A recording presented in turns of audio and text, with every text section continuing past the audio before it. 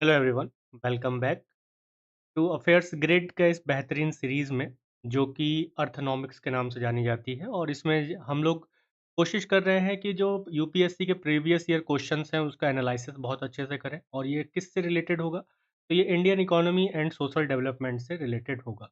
और ये सारे जो पीवाईक्यूज होंगे ये आपके प्रीलिम्स एग्जाम में आए हुए पीवाईक्यू होंगे। और हम शुरू करेंगे 2015 से 2015 से, क्योंकि बहुत अच्छे क्वेश्चंस यूपीएससी ने देने शुरू किए और बहुत अच्छे टॉपिक्स एंड टर्म्स को उसने टच किया, जिसमें हमें समझ लेना बहुत ज़रूरी है। तो जब भी हम कुछ नया पढ़ने की कोशिश करते हैं, तो उसमें सब्जेक्ट को पढ़ने से पहले मेरा मानना ये है कि अगर आप यूपीएससी का प्रिपरेशन कर रहे हैं, तो आपको उस सब्जेक्ट में आए हुए जो प्रीवियस ईयर पेपर्स के जो क्वेश्चंस हैं, वो आपको अच्छे से क्लियर होने चाहिए, पता होने चाहिए कि कौन-कौन से टॉपिक को वो टच करता है। जैसे कि अर्थोनॉमिक्स का जो वो पहला वीडियो था, उसको अगर आपने देखा होगा, जिन्होंने नहीं देखा है, वो ज़रूर देख लें। उसमें हमने देखा था कि कैसे हमने टॉपिक को लेते हुए 3 कैटेगरी बनाई थी। एक मैक्रो इकोनॉमिक्स की कैटेगरी थी, और एक आपका इंडियन इकोनॉमी पर हमने बात किया था कि इंडियन इकोनॉमी के कौन-कौन से थीम्स पर क्वेश्चन बने हुए हैं। And third is micro economy. Okay, micro economy तो हम लोग टू द पॉइंट बात करेंगे। तो टू द पॉइंट का बात करने का मतलब ये है कि ज़्यादा इधर-उधर की बातों में बात ना करते हुए, जो हमारे कॉन्सेप्ट हैं वो क्लियर होने चाहिए। तो आज हम जो पेपर उठाएँगे, क्वेश्चन पेपर उठाएँगे, तो 2015 से उठाएँगे। 2015 में मैक्रो इकोनॉमी कैटेगरी से उठाएँगे, और मैक्रो इकोनॉमिक्स कैटेगरी में भी हम जो लेंगे, वो कौन-सी कैटेगरी का लेंगे?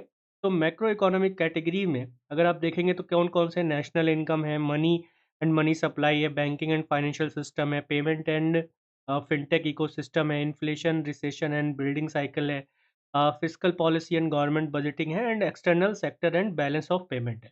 तो मोस्ट ऑफ द क्वेश्चंस हमने देखा था जब हमने लास्ट एनालिसिस किया था, मोस्ट ऑफ द क्वेश्चन किससे उठा हुआ है? एक्सटर्नल सेक्टर से उठा हुआ है, यानी ये सभी चीज़ों से उठा हुआ है।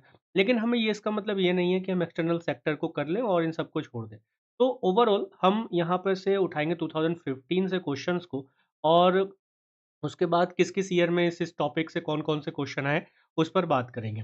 लाइक जैसे आज जो हम बात करेंगे वो नेशनल इनकम एंड अकाउंटिंग, ये पार्ट 1 है, और इसमें इसको हम ज़्यादा से ज़्यादा छोटा रखने की कोशिश की है, ताकि आप लोग पहले क्या हो जाए कि मेरे साथ जुड़ जाएँ ज़्यादा से ज़्यादा, अपने दोस्तों के साथ शेयर भी कर दें।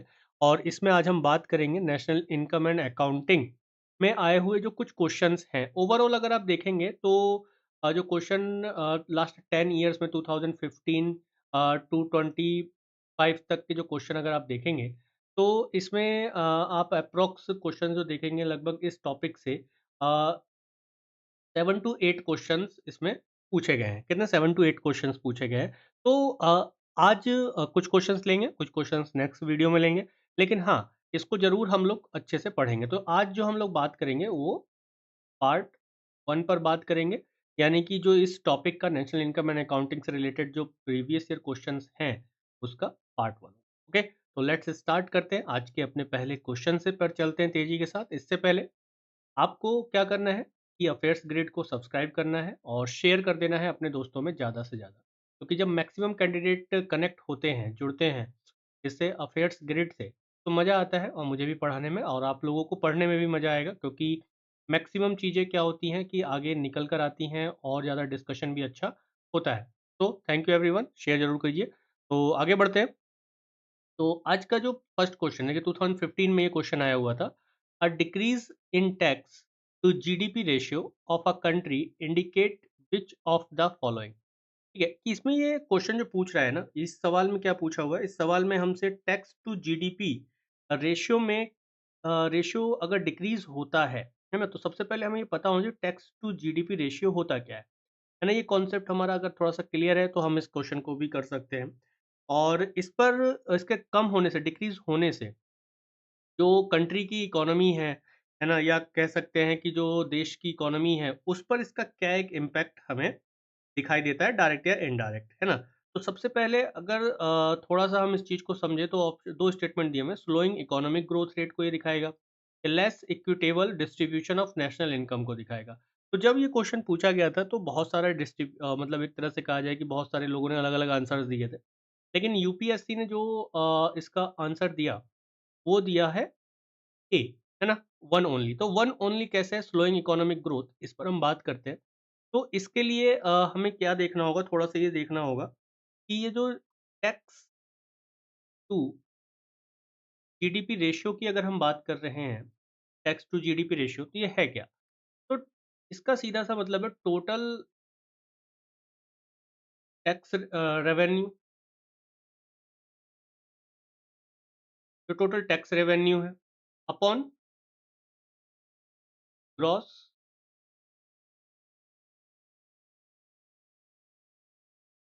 डोमेस्टिक प्रोडक्ट, यानी कि आप इसे जीडीपी के रूप में देखते हैं। बहुत आराम से पढ़ते हुए चलेंगे, समझते हुए चलेंगे चीज़ों को, कॉन्सेप्ट क्लियर होना चाहिए अपना, ऑब्जेक्टिव यही है। तो यहाँ पे इसका मतलब ये चीज़ को बताया गया, यानी कि यहाँ पे ये चीज़ दिखाया गया है कि अगर टैक्स टू जीडीपी के रेशियो में कमी का मतलब क्या है, यहाँ पे इस कमी का, डिक्रीज का मतलब हमें समझना है। इसमें अगर टैक्स टू जीडीपी रेशियो में कमी होती है, तो इसका मतलब ये है कि जो टैक्स रेवेन्यू है ना, जो टोटल टैक्स रेवेन्यू कलेक्ट हुआ है, टैक्स रेवेन्यू या तो जीडीपी की तुलना में, है ना, किसके कंपैरिजन में, जीडीपी के कंपैरिजन में कम हो गया है या गिर गया है, ठीक है? इसके कंपैरिजन में कम हो गया है। मतलब मान लिया कि जो जीडीपी है वो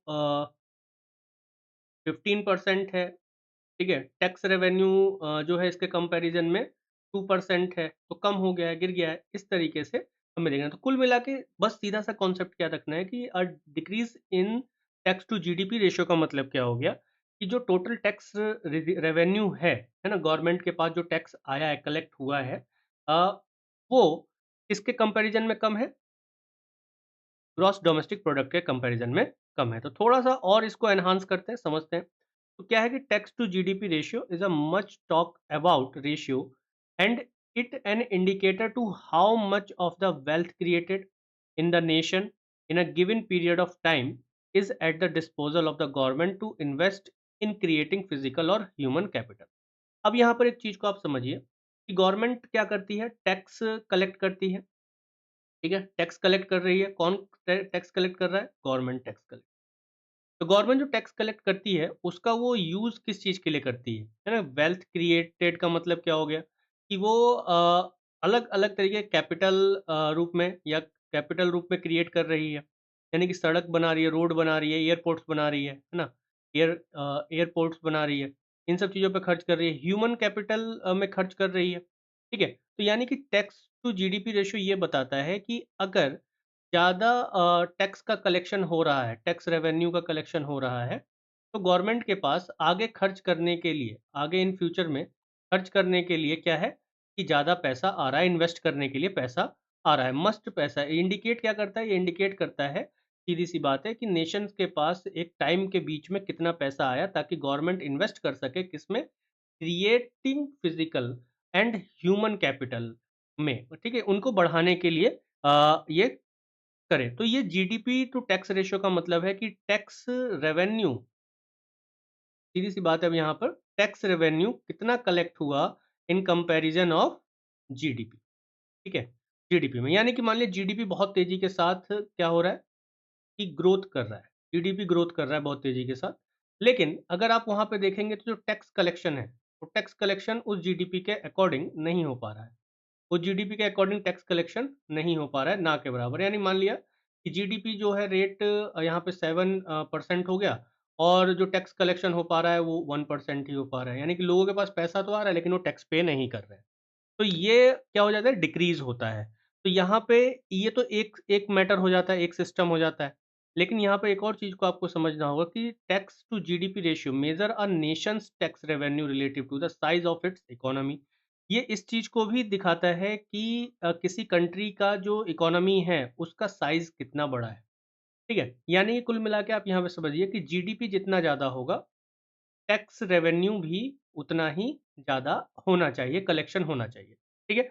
ये यहाँ पे दिखाता है टैक्स रेवेन्यू, इसी चीज़ को तो दिखाएगा, यानी जीडीपी ज़्यादा है, लोगों के पास इनकम ज़्यादा हो रही है, देश का इकोनॉमिक ग्रोथ हो रहा है, तो इकोनॉमिक डेवलपमेंट भी हो रहा है, यानी लोगों के पास पैसा आ रहा है तो वो टैक्स भी पे कर रहे हैं। इसके अलावा अगर आप देखेंगे तो this ratio is used with other matrix for determine how well the Nations government direct it's economic resources through taxation.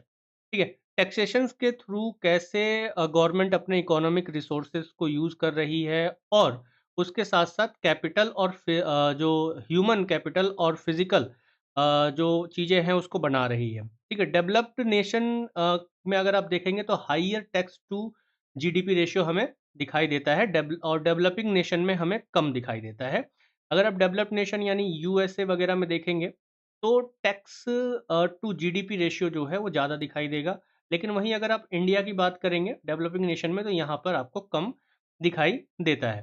ठीक है? इसी तरह से अगर आप देखेंगे कि जब भी क्या होगा, अब यहाँ पे देखिए इस बात का मैं आपको समझ में आ जाएगा और अच्छे से कि अगर जीडीपी ग्रोथ होता है तो हायर टैक्स कलेक्शन होगा। ठीक है? यानी कि अगर मैं यहाँ पे ऐसे लिख दूँ शॉर्ट में, जीडीपी ग्रोथ अगर ज़्यादा हो रहा है, हायर है, ठीक है? ग्रोथ हो रहा है, तो क्या होगा इसका इम्पैक्ट कि हायर टैक्स कलेक्शन भी होगा, ठीक है? हाईएस्ट टैक्स कलेक्शन भी होगा। इसका मतलब क्या होगा?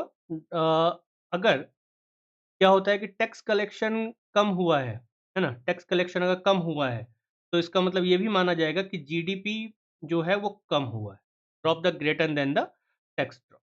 तो यहाँ पर अगर जीडीपी कम हो रहा है, जीडीपी ग्रोथ रेट कम हुआ है, तो जो टैक्स कलेक्शन है वो भी क्या होगा? कम होगा, सीधी-सी बात है। तो इसी वजह से क्या हो जाता है, स्टेटमेंट जो 1 था अपना, वो करेक्ट हो जाता है कि यहाँ अगर जो ग्रोथ रेट है ना? यहाँ पे क्या लिखा हुआ है? स्लोइंग इकोनॉमिक ग्रोथ, है ना? यही तो लिखा था, इकोनॉमिक ग्रोथ। तो यानी कि जो जीडीपी का ग्रोथ रेट है वो कम है, जिसकी वजह से क्या हो रहा है? लोगों के पास पैसा कम हो रहा है और पैसा कम हो रहा है तो टैक्स भी कम कलेक्शन हो रहा है।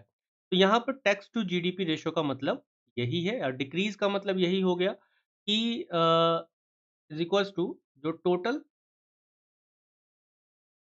टैक्स रेवेन्यू है अपॉन जीडीपी, कि जीडीपी के मुकाबले में टैक्स रेवेन्यू कितना कम हुआ है या कितना ज़्यादा हुआ है। ठीक है? यहाँ पर अगर हम डब्ल्यूटीओ अगर हम वर्ल्ड बैंक की थोड़ी-सी बात करें, तो World Bank tax to GDP ratio के बारे में क्या बोलता है? तो यहाँ ये बोलता है कि द रेवेन्यू जो होना चाहिए, tax revenue 15% of the countries gross domestic product, यानी कम से कम जीडीपी का कितना होना चाहिए? 15% क्या होना चाहिए? टैक्स रेवेन्यू होना चाहिए। 15% तक टैक्स रेवेन्यू होना चाहिए। ठीक है? ये इस चीज़ को इंडिकेट करता है कि जो उस कंट्री का इकोनॉमिक ग्रोथ कितना अच्छा है और वो पॉवर्टी को कम करने में कितना काम कर रहा है। ठीक है? ये वर्ल्ड बैंक ऐसा कहता है। तो वर्ल्ड बैंक कितना बोलता है कि 15% मिनिमम जो है टैक्स रेवेन्यू 15% होना ही चाहिए ग्रॉस डोमेस्टिक प्रोडक्ट का, यानी कि जितना भी जीडीपी है उसका 15% एटलीस्ट टैक्स के रूप में गवर्नमेंट के पास आना चाहिए, ताकि वो क्या कर सके? वेलफेयर के लिए काम कर सके, लोगों के कल्याण के लिए काम कर सके। इसी तरह से this level of the taxation ensured that countries have money necessary to invest in the future, यानी कि अगर इतना लेवल भी मिनिमम इतना 15% भी रहेगा तो उस कंट्री के पास इतना ज़रूर पैसा रहेगा कि वो फ्यूचर के लिए इन्वेस्ट कर सके और अचीव कर सके सस्टेनेबल इकोनॉमिक ग्रोथ, यानी भविष्य के लिए वो ऐसा कर सके। जैसे हमें डेवलप्ड कंट्रीज़ में जनरली ये देखने को मिलता है कि जो हायर रेशियो हमें दिखाई देता है किसका? टैक्स टू जीडीपी रेशियो का। ओके, इसी तरह से अगर आप एवरेज देखेंगे कुछ जो Organisation for Economic Cooperation and Development है ना? वहाँ 2022 में जो ये जो एवरेज रेशियो था वो 34% था। ठीक है? लेकिन इंडिया में टैक्स जीडीपी रेशियो की अगर आप बात करेंगे तो ये बहुत कम है कंपेयर टू इंटरनेशनल लेवल। तो करंटली कितना आपको दिखाई देता है? 11.7% ही आपको दिखाई देगा इंडिया में। यानी कि इंडिया में आप देखेंगे कि जो टैक्स पेमेंट करने वाले लोग हैं, यानी कि लोग जो है वो क्या कर रहे हैं? यहाँ पे ये दिखाई देता है कि लोग जो है टैक्स पे करने से बच रहे हैं। ऐसा यहाँ पे माना जाएगा।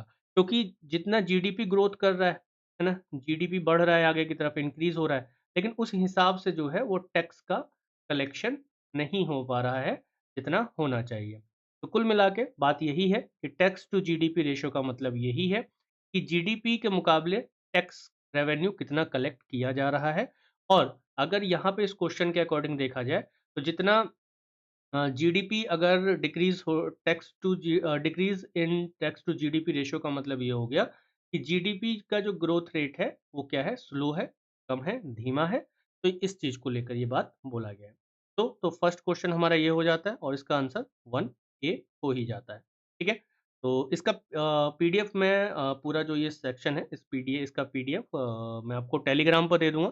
टेलीग्राम पर भी आप अफेयर्स ग्रिड को फॉलो कर सकते हैं। ठीक है। अफेयर्स ग्रिड को फॉलो जरूर करें, ये आपका पीडीएफ उस पर मिल जाएगा। ठीक है। नेक्स्ट पर आते हैं, नेक्स्ट क्वेश्चन देखते हैं। ये भी 2015 का क्वेश्चन है और इसमें भी आप देखेंगे तो कंट्री की इनकम, कैपिटल, उस चीज को बढ़ाने की बात की गई है। ठीक है। जो कंट्री का इनकम है, कैपिटल है, उसकी बात की गई। यानी कि क्वेश्चन क्या बोलता है, क्वेश्चन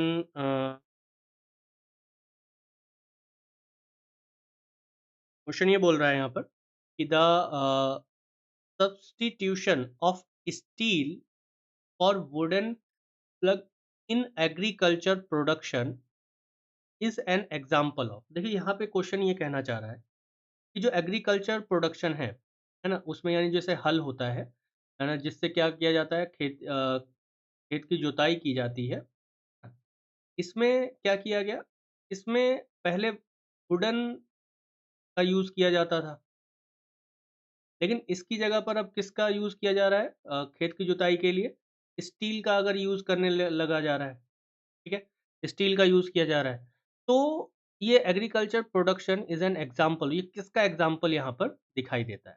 यानी कि आप यहाँ पे देखिए कि टेक्नोलॉजी में थोड़ा सा चेंज किया गया है, टेक्नोलॉजिकल प्रोग्रेस किया गया है।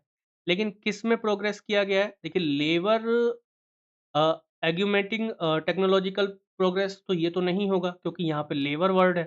ठीक है। क्योंकि अगर ऐसा होगा तो लेबर के स्किल में चेंज की बात की जाएगी। ठीक है। लेबर के स्किल के में चेंज की बात की जाएगी। यानी कि लेबर को बहुत ज़्यादा क्या किया जाए, उनको सिखाया जाए, पढ़ाया जाए, समझाया जाए। ठीक है। उस चीज़ को लेकर बात की जाएगी। लेकिन अगर अभी यहाँ पर हम बात करें कि कैपिटल एग्यूमेटेड टेक्नोलॉजी प्रोसेस में क्या होगा, तो यहाँ पर अगर आप देखेंगे, यहाँ पे आप देखेंगे कि नई टेक्नोलॉजी लाई गई और ये किस रूप में लाई गई, कैपिटल के रूप में लाई गई, है ना। ये पूंजी बनाई गई, तो आंसर क्या हो जाएगा अपना, बी हो जाएगा। तो कैपिटल एग्यूमेटिंग टेक्नोलॉजिकल प्रोसेस और कैपिटल रिड्यूसिंग टेक्नोलॉजिकल प्रोग्रेस, ये कोई स्टैंडर्ड इकोनॉमिक टर्म नहीं होता है। यहाँ पे कैपिटल रिड्यूसिंग की जगह अगर आप सेविंग कर देंगे तो ये किसका आउटकम है, ये इसी का ही आउटकम है, कैपिटल एग्यूमेटिंग टेक्नोलॉजिकल प्रोसेस का ही आउटकम है, capital saving technological process progress, sorry. ठीक है। तो यहाँ पर आंसर अपना कैपिटल एग्यूमेटिंग टेक्नोलॉजिकल क्या हो जाएगा, प्रोग्रेस हो जाएगा। क्यों हो जाएगा, क्योंकि यहाँ पे कैपिटल में चेंज किया गया, बढ़ाया गया टेक्नोलॉजिकली, और इससे क्या होगा, इससे जो एग्रीकल्चर प्रोडक्शन है वो इंक्रीज होगा, यानी संवर्धन हुआ है। एक तरह से अगर हम इसमें देखें तो capital augmenting technological progress refers to innovation और technological improvements that specifically increase the effectiveness और productivity of capital in the production process. यानी प्रोडक्शन प्रोसेस में कितना इंक्रीज होगा कैपिटल की वजह से, प्रोडक्टिविटी जो है कैपिटल की इंक्रीज हो रही है। तो सीधी सी बात है कि अगर यहाँ पे कैपिटल का संवर्धन किया गया, है ना, कैपिटल लगाया, यानी कि जो विशेष रूप से क्या हो रहा है कि जो प्रोडक्शन का प्रोसेस है उसमें कैपिटल का जो इफेक्टिवनेस है और जो प्रोडक्शन है, प्रोडक्टिविटी है, वो कितना बढ़ रही है।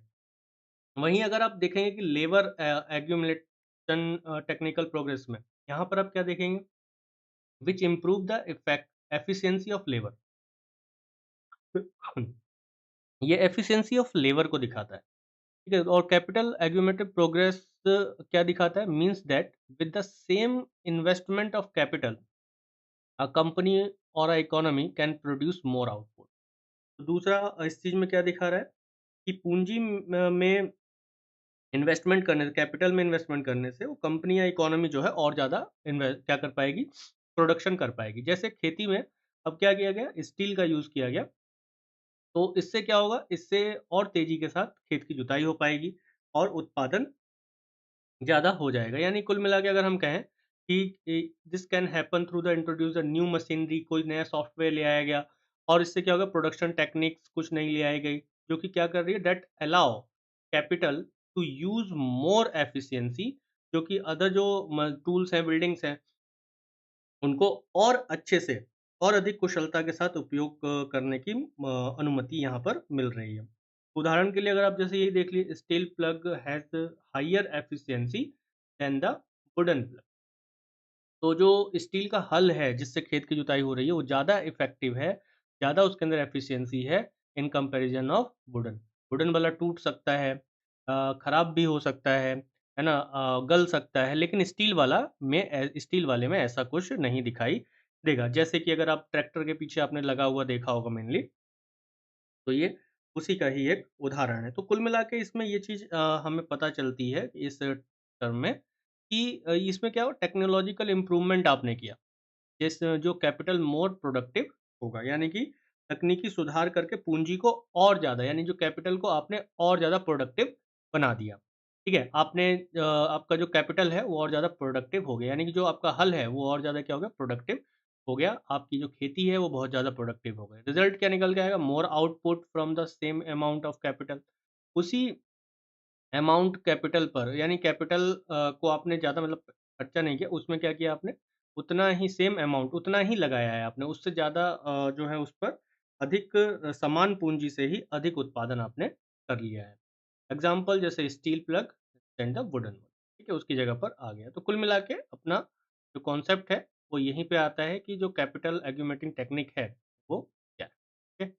तो ये आप यहाँ पर चलिए आगे बढ़ते हैं, एक और क्वेश्चन ले लेते हैं। 2018 का क्वेश्चन है। आई होप आप लोगों को अच्छा समझ में आ रहा होगा और समझ में आ रहा है, कुछ टर्म्स अच्छे से क्लियर हो रहे हैं। तो अगर स्लो भी चल रहा है तो आप फास्ट करके देख सकते हैं, फास्ट आ रहा है तो स्लो करके देख सकते हैं वीडियो को।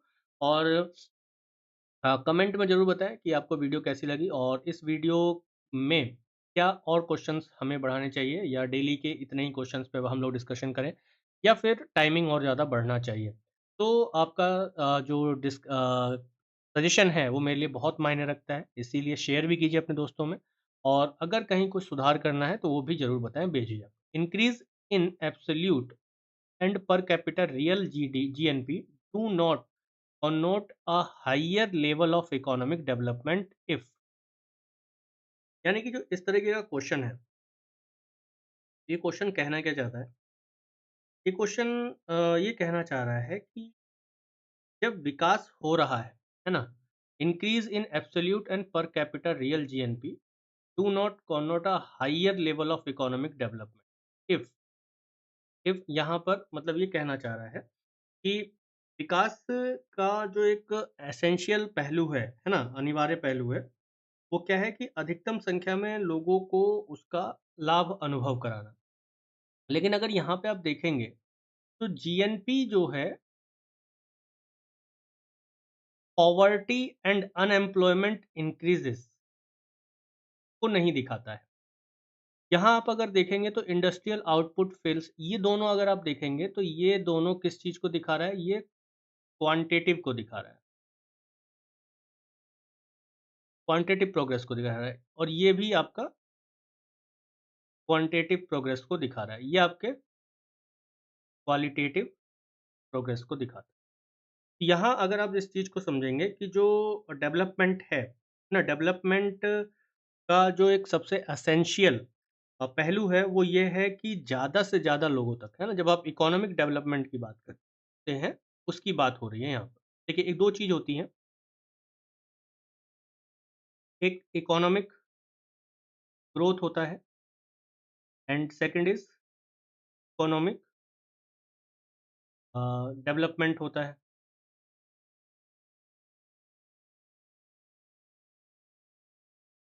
ठीक है? इकोनॉमिक ग्रोथ जो होता है वो क्वांटिटेटिव होता है। क्वांटिटेटिव मतलब आपको जैसे जीडीपी है, तो जीडीपी आपको किस में दिखाई देगी? परसेंटेज में दिखाई देती है कि भाई इस क्वार्टर में 7% के रेट से चल रहा है, ग्रोथ हो रहा है, ठीक है? या फिर पिछले के मुकाबले इतने परसेंट नीचे रहा है। लेकिन डेवलपमेंट का मतलब क्या है? डेवलपमेंट का मतलब है कि जितना भी आपने इकोनॉमिक ग्रोथ किया है, जो जीडीपी में ग्रोथ हुआ है, उसका जो लाभ है ना? उसका जो प्रॉफ़िट है, उसका जो एक प्रॉफ़िट है, वो लोगों तक कितना पहुँचा, है ना? आम जनता तक कितना पहुँचा। डेवलपमेंट मतलब कि जो अदर एस्पेक्ट हैं, यानी कितने लोग पॉवर्टी से बाहर आ पाए, या कितने लोगों को एम्प्लॉयमेंट मिला, है ना? एम्प्लॉयमेंट जैसे कॉन्सेप्ट पर बात होती है। कितने लोगों को अच्छी हेल्थ सुविधाएँ मिली, कितने लोगों को अच्छा एजुकेशन मिला, ठीक है? इस पर बात होती है। डेवलपमेंट मीन्स यहाँ पर इन चीज़ों पर बात होगी। और इकोनॉमिक ग्रोथ का मतलब क्या होगा कि वो क्वांटिटेटिव बात करेगा। तो यहाँ पर ये चीज़ पूछ रहा है कि increase in absolute and per capital real GNP do not connote a higher level of economic growth if, ठीक है? तो इकोनॉमिक ग्रोथ की बात हो रही है, तो यहाँ पे क्या होगा कि पॉवर्टी एंड अनएम्प्लॉयमेंट इंक्रीज़ होगा। जैसे कि यहाँ अगर आप देखेंगे, थोड़ा-सा पढ़ लेंगे कि an essential aspect of development is unable to maximum number of people to experience the fruits of development, ठीक है? लोगों तक वो लाभ या फल नहीं पहुंच पा रहा है जो डेवलपमेंट का है। Concept of per capita income, जैसे पर कैपिटा इनकम लाइक जैसे GDP, GNP, per capita net state domestic product हो गया, ये are not able to capture this aspect of development, है ना? डेवलपमेंट के जो एस्पेक्ट्स हैं उसको ये कैप्चर नहीं कर पाता, उसमें हमें दिखाई नहीं देता है। ये केवल और केवल किस चीज़ को दिखाई देता है? ये दिखाई देता है, रिफ्लेक्ट करता है, reflect the income growth of small section of society, ठीक है? तो they may be situation where an increase the absolute और per capita gross national product की अगर हम बात करें, कि मेनली किस चीज़ को दिखा रहा है कि एक स्मॉल सेक्शन ऑफ सोसाइटी, जैसे भाई अंबानी जी हैं, है ना? अडानी जी हैं, तो उनका कितना बढ़ा है, उनका जो इनकम है वो कितना बढ़ा है, उस चीज़ को दिखा रहा है। लेकिन मैक्सिमम जो सोसाइटी का majority of the population remain poverty and unemployed हैं, उनका तो कुछ दिखाई ही नहीं पा रहा है। तो यहाँ पे डेवलपमेंट के उन सेक्शंस को ये जीएनपी पर कैपिटा ऐसे कवर नहीं कर पाता है। Multi dimensional non monetary social indicators are better indicators to overall economic development in society. जब हम इकोनॉमिक डेवलपमेंट की बात करेंगे, तो कौन से इंडिकेटर्स की बात करेंगे? पॉवर्टी, प्रोस्पेरिटी या एम्प्लॉयमेंट, अनएम्प्लॉयमेंट, इन चीज़ों की बात करेंगे। ठीक है, लाइक जैसे अभी रिसेंट में मैंने एक वीडियो डाला ग्लोबल मॉनेटरी पॉलिसी इंडेक्स को लेकर 2025 में। तो उसमें जो 3 डायमेंशंस दिए गए हैं, वो कौन-कौन से दिए गए हैं? हेल्थ, एजुकेशन, ठीक है? Health, education and living standard. ठीक है, तो ये 3 एस्पेक्ट्स 3 डायमेंशंस दिए गए हैं। इसमें भी इन तीनों को मिलाकर 10 इंडिकेटर्स भी हैं इनके। तो यहाँ पर आप देखेंगे तो ये जो दिखा रहा है, यहाँ पे जो मेज़रमेंट किया जा रहा है, वो इनकम बेस पर नहीं किया जा रहा है, वो क्वांटिटी नहीं, क्वालिटी पर बात हो रही है। जो global monetary sorry multi dimensional poverty index को लाया गया, उसमें भी। तो यहाँ पर मतलब इस क्वेश्चन में यही पूछा हुआ है कि जो जीएनपी है, वो कैसे एक तरह से इसमें दिखा रहा है एम्प्लॉयमेंट जो इकोनॉमिक डेवलपमेंट है उसको। तो ये कॉन्सेप्ट या क्वेश्चन जो है आपको अच्छे से समझ में आ गया होगा। तो thank you everyone, thank you very much. ये आज का मेरा पहला प्रयास है इस चीज़ को लेते हुए, और मोस्टली ऑफलाइन क्लासेस रहती हैं। तो यहाँ मैं कुछ छोटी-छोटी कदमों से, छोटे-छोटे प्रयासों से आप लोगों के पास पहुँचने का प्रयास कर रहा हूँ। तो शेयर कीजिए अपने दोस्तों में। मेरा नाम त्रिभुवनजीत सिंह है। आप मुझे इंस्टाग्राम पर भी फॉलो कर सकते हैं। अफेयर्स ग्रेड पर जाना ना भूलें। और सब्सक्राइब कर लें अपने इस प्यारे अफेयर्स ग्रिड यूट्यूब चैनल को, ताकि हम आप लोगों के साथ हमेशा बने रहें इकोनॉमी एनवायरनमेंट के इस सेक्शन में, जीएस पेपर 3 में, क्योंकि हमारा ये कमिटमेंट है कि जीएस पेपर 3 में सबका एक अच्छा और सटीक डायरेक्शन दिया जा सके, एक ऐसा डायरेक्शन जो आपको आपके टारगेट तक लेकर जाए, ठीक है? टारगेट तक लेकर। तो thank you everyone once again. I hope आप लोगों को ये सभी चीज़ें समझ में आई होंगी, अच्छे से समझ में आई होंगी, और आगे कोशिश करेंगे और बेहतर करने का। तो उसके लिए चाहिए आप लोगों का फीडबैक और उसके साथ-साथ। तो थैंक यू वंस अगेन। जय हिंद।